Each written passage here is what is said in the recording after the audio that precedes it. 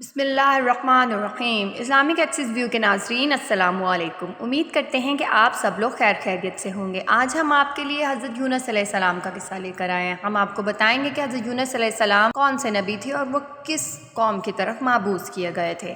ہم آپ کو یہ بھی بتائیں گے کہ حضرت یونس علیہ السلام کو مچھلی والا نبی کیوں کہا جاتا ہے، اور قرآن کریم کی کون سی صورت آپ کے نام پر ہے اور کتنی صورتوں میں آپ علیہ السلام کا ذکر آیا ہے۔ یہ سب جاننے کے لیے ہمارے ساتھ بنے رہیے گا۔ آئیے آغاز کرتے ہیں۔ حضرت یونس علیہ السلام دجلہ کے بائیں کنارے پر آباد عراقی شہر موصل میں پیدا ہوئے۔ آپ علیہ السلام حضرت ہود علیہ السلام کی اولاد میں سے تھے۔ موصل کے مقابل نینوا شہر تھا جو اس زمانے میں اپنے عروج پر تھا، اور وہاں قوم سمود آباد تھی۔ نینوا کی آبادی 1 لاکھ سے زیادہ تھی، جیسا کہ قرآن پاک کی سورہ صفات کی آیت نمبر 147 کا ترجمہ کچھ یوں ہے: اور ان یونس علیہ السلام کو 1,00,000 یا اس سے زیادہ لوگوں کی طرف پیغمبر بنا کر بھیجا۔ حضرت یونس علیہ السلام کی عمر 28 سال تھی جب اللہ تعالیٰ نے انہیں اہل نینوا کی رشد و ہدایت پر مامور فرمایا۔ مفسرین کے مطابق حضرت یونس علیہ السلام کا عہد 741 سے 781 قبل مسیح ہے۔ آپ علیہ السلام کا قرآن کریم کی 6 سورہ مبارکہ میں ذکر ہے۔ جیسا کہ شروع میں نے آپ سے کہا تھا، ہم آپ کو بتائیں گے کہ قرآن کریم میں حضرت یونس علیہ السلام کا کتنی صورتوں میں ذکر آیا ہے، تو وہ 6 صورتوں میں آیا ہے: سورہ نساء، سورہ انعام، سورہ یونس، سورہ صافات، سورہ انبیاء اور سورہ قلم۔ ان میں سے پہلی 4 سورہ مبارکہ میں حضرت یونس علیہ السلام کا نام اور باقی 2 میں ذوالنون اور صاحب الحوت یعنی مچھلی والا کہہ کر ذکر کیا گیا ہے۔ نون بڑی مچھلی کو کہتے ہیں۔ چونکہ آپ علیہ السلام کئی دن ایک مچھلی کے پیٹ میں رہے، اس لیے مچھلی والا کہا گیا۔ قرآن کریم کی 10ویں سورت آپ علیہ السلام کے نام پر ہے۔ اب ہم آپ کو تفصیل سے حضرت یونس علیہ السلام کی قوم اور ان کی دعوت توحید کے بارے میں اور بت پرستی سے روکنے کے بارے میں بتائیں گے۔ آئیے آغاز کرتے ہیں۔ یونس علیہ السلام ایک عرصے تک نینوا کے لوگوں کو توحید کی دعوت اور بت پرستی سے روکتے رہے، مگر قوم ان کی دعوت قبول کرنے سے صاف انکار کر دیتی تھی۔ صرف یہی نہیں، غرور و تکبر میں مبتلا قوم دیگر نافرمان اقوام کی طرح آپ علیہ السلام کی دعوت کا مذاق بھی اڑاتی رہی۔ جب ان کی سرکشی اور نافرمانی انتہا کو پہنچ گئی تو اللہ تعالیٰ نے حضرت یونس علیہ السلام کو حکم دیا کہ لوگوں کو آگاہ کر دو کہ 3 دن کے اندر اندر ان پر عذاب آنے والا ہے۔ آپ علیہ السلام کی قوم میں اس کا اعلان کر دیا گیا۔ یہ سن کر قوم یونس نے آپس میں مشورہ کیا تو اس بات پر ان سب کا اتفاق ہوا کہ حضرت یونس علیہ السلام کو کبھی جھوٹ نہیں بولتے، لہٰذا ان کی بات نظر انداز نہیں کرنی چاہیے۔ مشورے میں یہ بھی طے ہوا کہ دیکھا جائے کہ اگر یونس علیہ السلام رات بستی کے اندر اپنے گھر میں مقیم رہتے ہیں تو سمجھ لو کہ کچھ نہیں ہوگا، اور اگر وہ یہاں سے کہیں اور چلے جاتے ہیں تو یقین کر لو کہ صبح عذاب ضرور آئے گا۔ قصہ مختصر: حضرت یونس علیہ السلام رات کو اس بستی سے نکل گئے۔ صبح ہوئی تو عذاب الہی ایک سیاہ دھوئیں اور بادل کی شکل میں بستی والوں کے سروں پر منڈلانے لگا۔ جب وہ ان کے قریب ہونے لگا تو لوگوں کو یقین ہو گیا کہ اب وہ سب ہلاک ہونے والے ہیں۔ یہ دیکھ کر حضرت یونس علیہ السلام کو تلاش کیا گیا کہ ان کے ہاتھ پر ایمان لے آئیں اور توبہ کر لیں، مگر آپ حضرت یونس علیہ السلام کہیں نہ ملے تو خود ہی اخلاص نیت کے ساتھ توبہ و استغفار میں لگ گئے اور اپنے گھروں میں سے ایک میدان میں نکل آئے۔ عورتیں، بچے اور جانور سب اس میدان میں جمع کر دیے گئے۔ تمام بستی والے ٹاٹ کے کپڑے پہن کر عجز و انکساری کے ساتھ توبہ کرنے لگے اور عذاب سے پناہ مانگنے میں اس طرح مشغول ہوئے کہ پورا میدان آہ و بکا سے گونجنے لگا۔ اللہ تعالیٰ نے ان کی توبہ قبول فرما لی اور عذاب ان سے ہٹا دیا۔ روایت میں ہے کہ یہ عاشوراء یعنی 10ویں محرم کا دن تھا۔ ادھر حضرت یونس علیہ السلام بستی سے باہر اس انتظار میں تھے کہ اب اس قوم پر عذاب نازل ہوگا۔ ان کے توبہ و استغفار کا حال انہیں معلوم نہ تھا۔ جب عذاب ٹل گیا تو انہیں فکر ہوئی کہ اب تو قوم مجھے جھوٹا قرار دے دے گی، کیونکہ میں نے اعلان کیا تھا کہ 3 دن کے اندر اندر عذاب آ جائے گا۔ اس قوم کا قانون تھا کہ جس شخص کو جھوٹ معلوم ہو اور وہ اپنے کلام پر کوئی شہادت پیش نہ کر سکے تو اسے قتل کر دیا جاتا ہے۔ تو حضرت یونس علیہ السلام کو فکر ہوئی کہ انہیں بھی جھوٹا قرار دیا جائے گا اور پھر قتل کر دیا جائے گا۔ اس رنج و غم اور پریشانی کے عالم میں اس شہر سے نکل جانے کا ارادہ کر کے چل دیے، یہاں تک کہ بحیرہ روم کے کنارے پہنچ گئے۔ وہاں ایک کشتی دیکھی جس میں لوگ سوار تھے۔ آپ علیہ السلام کو ان لوگوں نے پہچان لیا اور کرائے کے بغیر سوار کر لیا۔ کشتی روانہ ہو کر جب وسط میں پہنچی تو دفعتاً ٹھہر گئی، آگے بڑھتی ہے اور نہ پیچھے۔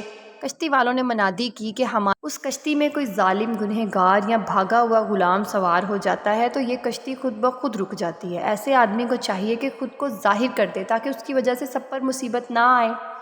اس پر حضرت یونس علیہ السلام بول اٹھے کہ وہ بھاگا ہوا غلام گنہگار میں ہی ہوں، کیونکہ میں اپنے شہر سے نکل کر کشتی میں سوار ہونا ایک طبعی خوف کی وجہ سے تھا، باذن الہی نہ تھا، اور اللہ تعالیٰ کے حکم کے بغیر یوں چلے آنے کو حضرت یونس علیہ السلام کی پیغمبرانہ شان نے ایک گناہ قرار دیا کہ پیغمبر کوئی نقل و حرکت بلا اذن الہی پیغمبر کی کوئی نقل و حرکت بلا اذن الہی نہیں ہونی چاہیے تھی۔ بہرحال آپ علیہ السلام نے فرمایا کہ مجھے دریا میں ڈال دو تو تم سب اس عذاب سے بچ جاؤ گے، مگر کشتی والے اس پر تیار نہ ہوئے، بلکہ انہوں نے قرآن اندازی کی تاکہ جس کا نام نکلے اسے دریا میں ڈالا جائے، لیکن قرآن اندازی میں بھی آپ علیہ السلام ہی کا نام نکل آیا۔ لوگوں کو اس پر بڑا تعجب ہوا تو کئی مرتبہ قرآن اندازی کی گئی، لیکن ہر مرتبہ آپ علیہ السلام ہی کا نام آتا رہا۔ قرآن کریم کی سورہ صفات کی آیت نمبر 141 میں اس قرآن اندازی اور حضرت یونس علیہ السلام کا نام نکلنے کا ذکر موجود ہے۔ ایک طرف قرآن اندازی میں نام نکلنے پر آپ علیہ السلام کو دریا میں ڈالے جانے کا سامان ہو رہا تھا، دوسری طرف ایک بہت بڑی مچھلی اللہ تعالیٰ کے حکم پر کشتی کے قریب منہ کھولے موجود تھی کہ آپ علیہ السلام کو اپنے پیٹ میں جگہ دے۔ حضرت یونس علیہ السلام جیسے ہی پانی میں گئے، مچھلی نے فوراً انہیں اپنے پیٹ میں لے لیا۔ حضرت عبداللہ بن مسعود رضی اللہ تعالیٰ عنہ نے فرمایا کہ حضرت یونس علیہ السلام اس مچھلی کے پیٹ میں 40 روز رہے۔ یہ انہیں زمین کی تہہ تک لے جاتی اور دور دراز کے مسافتوں میں پھراتی رہی۔ بعض افراد نے 7، بعض نے 5 دن اور کئی ایک نے مچھلی کے پیٹ میں رہنے کی مدت چند گھنٹے لکھی ہے۔ حقیقت حال تو اللہ تعالیٰ ہی کو معلوم ہے۔ اس حالت میں حضرت یونس علیہ السلام نے دعا کی، لا الہ الا انت سبحانک انی کنت من الظالمین، تو اللہ تعالیٰ نے دعا قبول و منظور فرمائی اور مچھلی نے آپ علیہ السلام کو بالکل صحیح اور سالم حالت میں کنارے پر ڈال دیا۔ مچھلی کے پیٹ کی گرمی سے ان کے بدن پر کوئی بال نہ رہا تھا۔ اللہ تعالیٰ نے ان کے قریب ایک درخت اگا دیا جس کے پتوں کا سایہ آپ علیہ السلام کے لیے راحت کا باعث سبب بن گیا۔ نیز ایک جنگلی بکری اللہ تعالیٰ کے حکم سے صبح و شام آپ علیہ السلام کے پاس آ کر کھڑی ہو جاتی اور صبح و شام آپ اس کا دودھ پی لیتے۔ اس قصے کے جتنے اجزاء قرآن پاک میں مذکور ہیں یا احادیث مبارکہ صلی اللہ علیہ وسلم سے ثابت شدہ ہیں وہ تو یقینی ہیں، باقی اجزاء محض تاریخی روایات پر مشتمل ہیں جن پر کسی شرعی مسئلے کا مدار نہیں رکھا جا سکتا۔ حضرت ابو ہریرہ رضی اللہ تعالیٰ عنہ سے منقول ہے کہ رسول اکرم صلی اللہ علیہ وسلم نے فرمایا، جب اللہ تعالیٰ نے حضرت یونس علیہ السلام کو مچھلی کے پیٹ میں قید کرنے کا ارادہ فرمایا تو مچھلی کو حکم دیا کہ ان کو لے لو، لیکن ان کے گوشت پر تیرا تصرف نہیں ہو کیونکہ یہ تیری غذا نہیں ہے۔ جب مچھلی آپ علیہ السلام کو لے کر سمندر کی انتہائی نچلی سطح میں پہنچی تو آپ علیہ السلام نے کچھ آہٹیں سنی۔ اس پر اللہ تعالیٰ نے وحی فرمائی، یہ سمندری جانوروں کی تسبیح ہے۔ اس موقع پر یونس علیہ السلام نے بھی تسبیح کی۔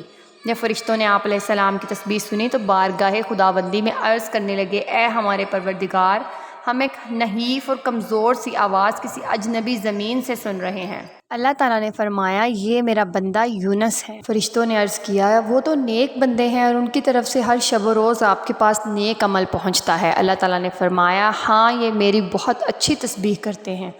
پھر فرشتوں نے اللہ تعالیٰ کے حضور حضرت یونس علیہ السلام کی سفارش کی تو اللہ تعالیٰ نے مچھلی کو حکم دیا اور اس نے آپ علیہ السلام کو سمندر کے کنارے ڈال دیا۔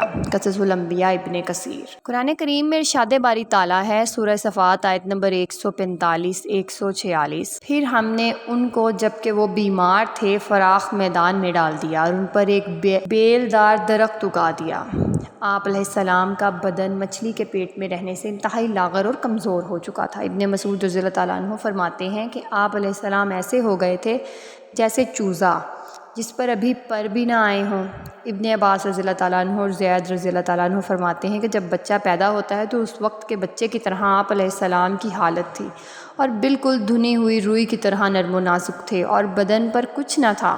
روایت میں ہے کہ آپ علیہ السلام مچھلی کے پیٹ میں ٹھہر گئے تو گمان کیا کہ شاید وفات پا گئے ہیں۔ اس پر آپ علیہ السلام نے اپنے اعضاء کو جنبش دی تو ان میں حرکت ہوئی تو فوراً سجدہ ریز ہو گئے اور بارگاہ رب العزت میں عرض کیا، اے پروردگار، میں تیرے لیے ایسی جگہ مسجد سجدہ گاہ بناتا ہوں جہاں کسی دوسرے نے تیری عبادت نہ کی ہوگی۔ قرآن پاک میں اللہ تعالیٰ کا ارشاد ہے، سورہ صفات آیت نمبر 143 144، پھر اگر وہ اللہ کی پاکی بیان نہ کرتے تو لوگوں کے اٹھائے جانے کے دن تک اس کے مچھلی کے پیٹ میں ہی رہتے۔ سیر ابن جریر میں حضرت سعد بن مالک رضی اللہ تعالیٰ عنہ سے مروی ہے کہ انہوں نے نبی اکرم صلی اللہ علیہ وسلم کو فرماتے ہوئے سنا، اللہ کو اس نام سے پکارا جائے تو دعا قبول ہوتی ہے، اور جو مانگا جائے اللہ تعالیٰ ضرور عطا فرماتے ہیں۔ یہاں پر ذکر حضرت یونس علیہ السلام کی دعا کا ہے، لا الہ الا انت سبحانک انی کنت من الظالمین۔